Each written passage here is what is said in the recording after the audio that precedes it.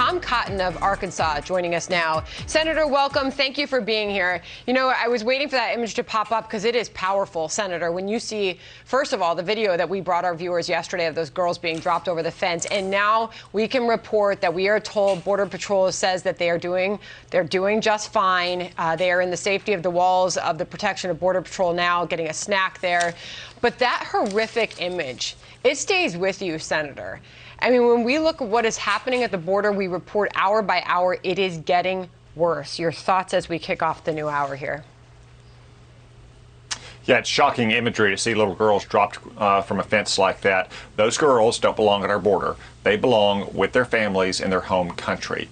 The reason why we're seeing the Biden border crisis is because Joe Biden said to the world, if you're a kid or teenager, or you purport to be a teenager, or you show up with a kid, we will let you into our country. What did he expect would happen?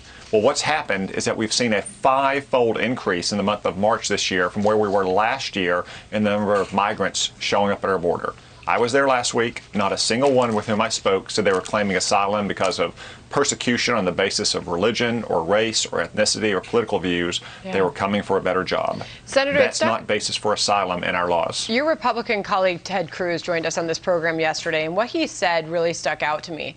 When we are looking to see what this administration does next about this, we know Kamala Harris has plans to visit some of those home countries to address the root of the problem, why these people want to come here in the first place. But there's a crisis at the border today. We asked Ted Cruz, what are they going to do about it? He said this.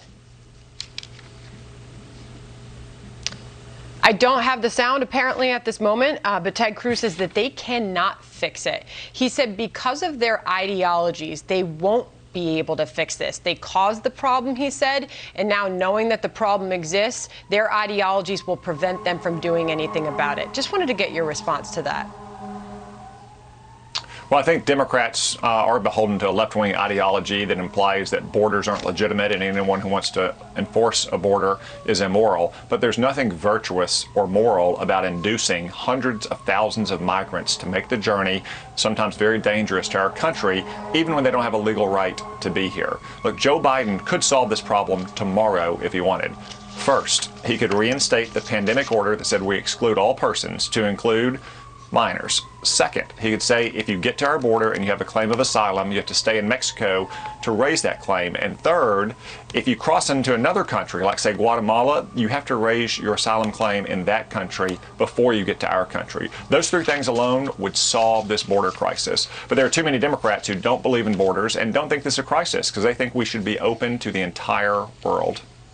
Here's Ted Cruz. Listen. They can't fix it. Consistent with the problems they've made, their radical left-wing base. You know, today AOC is tweeting the answer to this is abolish ICE. Just shut down ICE altogether and have open borders. That's the answer of the crazy left. And it's why Biden and Kamala are trapped, because there is no solution that stops this wave of humanity, this suffering, as long as they take their marching orders from the radical left. Want to make sure we got him in his own words there. Want to move on to what's happening in the wake of this new Georgia law, the reaction that we've seen specifically from some of these privately held companies. And Senator Cotton, you talk about China a lot. You've got corporations like Delta speaking out, Coca-Cola speaking out against this as backing this whole woke culture as some sort of racist law that is being enacted in the state of Georgia. I mean, look, the list is growing. Yet you're talking about many businesses that continue to do business with China and don't talk out or denounce what is happening in that country, Senator Cotton. What is happening here? What is happening with some of these U.S. corporations? Well, a lot of these ill-informed and politically correct CEOs are dancing to the tune of those that scare them. The Chinese Communist Party scares them. They're afraid they'll cut off business, so they'll do whatever China says, like changing the name of Taiwan on their drop-down menus on their website. They're scared of the Biden administration, they're scared of the far left to boycott their businesses. So even though they have lots of Republicans who fly on their planes, lots of Republicans who work for them, they're willing to condemn Republican lawmakers and Republican voters in Georgia for passing a law that, by the way, expands voting access in many regards to a greater extent than, say, Delaware, Joe Biden's home state, or New York or California, very Democratic states. That's because they're afraid that they'll lose business. Well, maybe Republicans and conservatives should start sending the same message and see if these same ill-informed CEOs are going to vote with their shareholders' pocketbook in that case. It seemed to me you even took it a step further, Senator Cotton, when you in a tweet said the CEO folded under pressure and smeared the state of Georgia with lies about Georgia's election bill. I believe you were speaking directly about the Delta CEO in this case.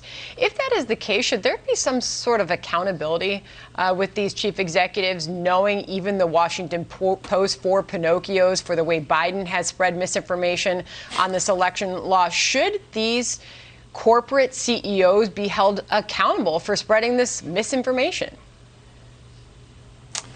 Yeah, you know, when the Washington Post, of all places, gives Joe Biden 4 Pinocchios, you know it must be bad, because the Georgia law has been the target of lies and smears. In many ways, expands voting access. In many ways, it's better than Democratic states.